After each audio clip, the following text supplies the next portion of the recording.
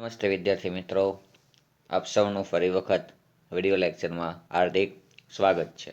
મિત્રો, આપણે છેલ્લે આ લેસનમાં મેરી કોમ વિશેની બાળપણની માહિતી મેળવી હતી. ચાલો તો આપણે હવે આજે તેમના કેરિયરની એટલે કે કારકિર્દીની આગળની માહિતી મેળવીએ. Her career as a boxer started in the year 2000 with a victory in Manipur State Women Boxing Championship. તેણીનું જે કારકિર્દી છે બોક્સર તરીકેની એ શરૂ થઈ 2000માં, જ્યારે તેમને એને વિજય મળ્યો મણિપુર રાજ્ય કક્ષાની જે મહિલા બોક્સિંગની જે સ્પર્ધા હતી એમાં. તો તેની કારકિર્દીની શરૂઆત 2000માં થઈ મણિપુર રાજ્યની મહિલા બોક્સિંગ સ્પર્ધામાં જીત મેળવ્યા બાદ. ટિલ ધેન પણ તે પછી શી નેવર ઇન્ફોર્મ્ડ હર પેરેન્ટ્સ, તેણીએ ક્યારેય જાણકારી ન આપી તેણીના માતા પિતાને about her training as a boxer, કે તેણી તાલીમ લઈ રહ્યા છે એક મુક્કેબાજ તરીકે. બરાબર, એનું કારણ હતું એ આગળ આવશે.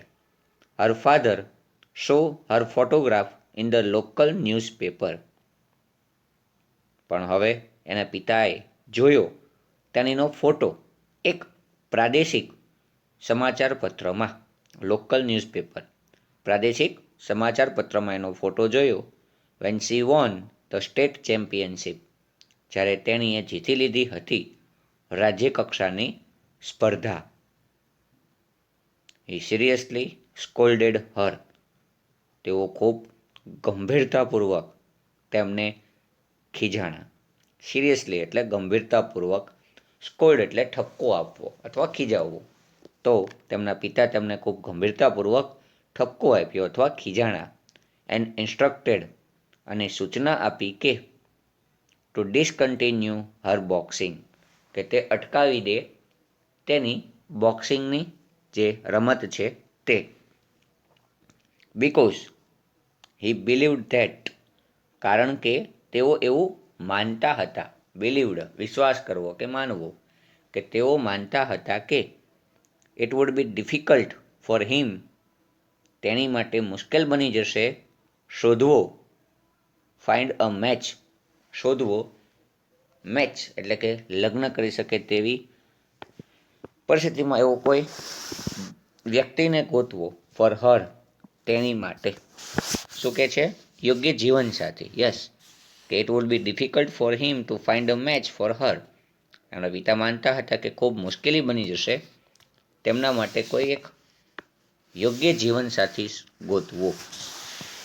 હવે મુશ્કેલી આવી, પિતાએ ના પાડી, પણ છતાં વિથ ગ્રેટ ડિફિકલ્ટી, ખૂબ જ મુશ્કેલી સાથે, she managed to convince her father, તેણે સંભાળતાપૂર્વક અથવા ખૂબ જાળવણીપૂર્વક કન્વિન્સ સમજાવ્યા હર ફાધર, તેણીના પિતાને ટુ કન્ટિન્યુ હર ગેમ, કે તે શરૂ રાખે તેણીની ગેમ અથવા શરૂ રાખવા દે તેણીની game. She managed to convince her father, તેણે ખૂબ જાળવણીપૂર્વક તેના પિતાને કન્વિન્સ સમજાવ્યું કે ટુ કન્ટિન્યુ હર ગેમ, કે શરૂ રાખવા દે પોતાની રમત. શી એક્સપ્લેનેડ, તેણે વર્ણન કર્યું ધ ડિફરન્સ, એ તફાવતનું between amateur and professional boxing. શેની વચ્ચેના તફાવતનું?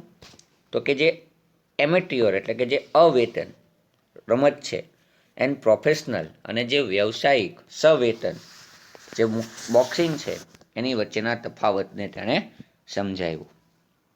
શું કીધું? She explained the difference between amateur and professional boxing. તેણે વિસ્તૃતપૂર્વક સમજાવ્યું જે ડિફરન્સ હતો, તફાવત હતો કોની વચ્ચેનો? તો કે એમેટ્યોર, AMATEITEUR, એમેટ્યોર એટલે કે જે અવેતન બોક્સિંગ કરતા હોય તે, અને પ્રોફેશનલ બોક્સિંગ જે સવેતન, જે પૈસા માટે બોક્સિંગ કરતા હોય એ બંને વચ્ચેનું તફાવત એણે સમજાવ્યો. શી ટોલ્ડ હિમ, તેણે કીધું કે તેના પિતાને about the rules and regulation in amateur boxing.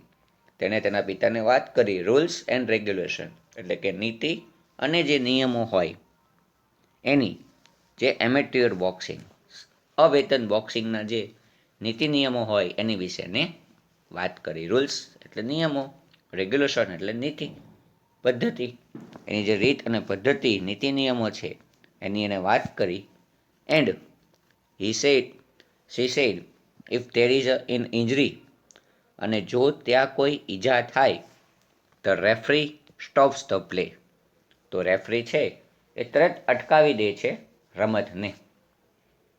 By than, અને પછી હર family gave her full support, અને તેના કુટુંબે તેમને ખૂબ ટેકો આપ્યો ટુ ગો અહેડ, આગળ જવા માટે, ઇન ધ કેરિયર, પોતાની કારકિર્દીમાં.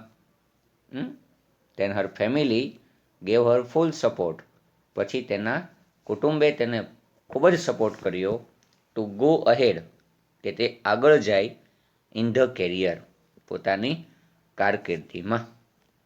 પણ being a woman she had to struggle a lot, પણ એક સ્ત્રી તરીકે તેણીએ ખૂબ જ સંઘર્ષ કર્યો હતો. સ્ટ્રગલ એટલે સંઘર્ષ અને અલોટ એટલે અતિશય. તો શી હેડ સ્ટ્રગલ, તેણીએ સંઘર્ષ કર્યો હતો, અ લોટ અતિશય. For her it was the constant battle to overcome prejudice, કે શી ફોર હર તેની માટે, ઇટ વોઝ કોન્સ્ટન્ટ બેટલ આ સતત લડાઈ હતી, ટુ ઓવરકમ અને એની ઉપર વિજય મેળવવાનો હતો, પ્રિજ્યુડાઇસ જે એક પ્રકારનો પક્ષપાત રાખવામાં આવે છે એની સામે, એન્ડ ચેલેન્જીસ અને પડકારો સામે, જે ક્યાં હતી, આઉટસાઇડ ધ રિંગ એના રિંગની બહાર, as much as inside against her opponents, જેટલી જ એને મુશ્કેલી હતી ઇનસાઇડ એટલે કે અંદર, અગેન્સ્ટ હર ઓપોનન્ટ્સ પોતાના વિરોધી ખેલાડી સામે. શું કહે છે કે it was constant battle to overcome prejudice and challenges, તેને સતત લડાઈ લડવાની હતી અને વિજય મેળવવાનો હતો. પ્રિજ્યુડાઇસ એટલે કે પક્ષપાત જે એક સ્ત્રી તરીકે હોય એની ઉપર, અને ચેલેન્જીસ જે પડકાર હતા એની ઉપર, આઉટસાઇડ ધ રિંગ એની જે લડાઈની રિંગ છે એની બહાર, એઝ મચ એઝ એવી જ રીતે, ઇનસાઇડ એ રિંગની અંદર, અગેન્સ્ટ હર ઓપોનન્ટ તેના વિરોધી ખેલાડી સાથે પણ એને વિજય મેળવવાનો હતો. સી ઓપનલી એક્સેપ્ટેડ, તેઓ સ્વેચ્છાએ સ્વીકારતા હતા કે વેન સ્ટાર્ટેડ, જ્યારે તેણે આ બોક્સિંગ કરી, શી હેડ નો એન્કરેજમેન્ટ એન્ડ નો સપોર્ટ. શું નહોતું એની પાસે? શી હેડ નો એન્કરેજમેન્ટ, તેને કોઈ પ્રકારનું પ્રોત્સાહન ન હતું, એન્ડ નો સપોર્ટ, કોઈ પ્રકારનો ટેકો ન હતો. યસ, એન્કરેજમેન્ટ એટલે પ્રોત્સાહન અને સપોર્ટ એટલે ટેકો. તો એ સ્વીકારે છે કે જ્યારે લડાઈ લડવાની શરૂ કરી બોક્સિંગ તરીકેની, શી હેડ નો એન્કરેજમેન્ટ, તેની પાસે કોઈ જ પ્રોત્સાહન નહોતું, નો સપોર્ટ કે નહોતો કોઈ ટેકો. ઇટ વોઝ વેરી હાર્ડ, ખૂબ જ તેની માટે મુશ્કેલ હતું, બિકોઝ કારણ કે, શી came from a poor family, તેની આવ્યા હતા ખૂબ જ ગરીબ કુટુંબમાંથી. And she had to face, અને તેણીએ સામનો કર્યો હતો. યસ, હેડ ટુ ફેસ એટલે સામનો કર્યો હતો, તેણીએ સામનો કર્યો હતો હાર્ડશિપ્સ, મુશ્કેલીઓનો, for the first 4 or 5 years, લગભગ પહેલાં 4 થી 5 વર્ષ તેણે મુશ્કેલીઓનો સામનો કર્યો હતો. શી રિકોલ્ડ ધોઝ ડેઝ, તેની યાદ કરે છે તે દિવસો. યસ, રિકોલ્ડ એટલે યાદ કરવી. તો તેની યાદ કરે છે તે દિવસો. When she never had money, તેની પાસે ક્યારેય પૈસા ન હતા.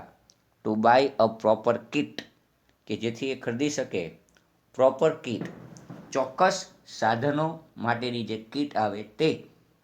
ઓર ગુડ શૂઝ, અથવા તો સારા બૂટ. And she used to travel, અને તેને ટેવ હતી કે તેની મુસાફરી કરતા લોંગ ડિસ્ટન્સીસ, લાંબા અંતરની, બાય બસ ઓર ટ્રેન. શેમાં મુસાફરી કરતા લાંબા અંતરની?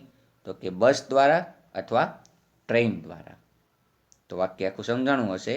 શી રિકોલ્ડ ધોઝ ડેઝ, તેઓ યાદ કરતા હતા તે દિવસો. When she never had money, તેની પાસે ક્યારેય એટલા પૈસા ન હતા.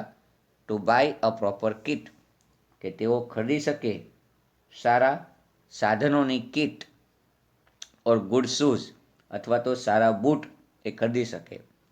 And she used to travel, અને તેને ટેવ હતી અથવા તો તેને મુસાફરી કરવી પડતી હતી. લોંગ ડિસ્ટન્સ સીસ, લાંબા અંતરની મુસાફરી કરવી પડતી હતી.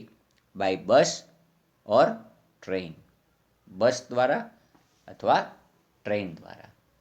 તો આ રીતે તેણે પોતાની કારકિર્દી જે હતી એ બોક્સર તરીકેની શરૂ કરી હતી. અને આગળ જતાં તે કેટલી સફળતા મેળવે છે એની વાત આપણે આગળના લેક્ચરમાં કરશું. આપ આ ભાષાંતરને ધ્યાનપૂર્વક સાંભળશો એ વાત સાથે હું અહીં વિરમું છું.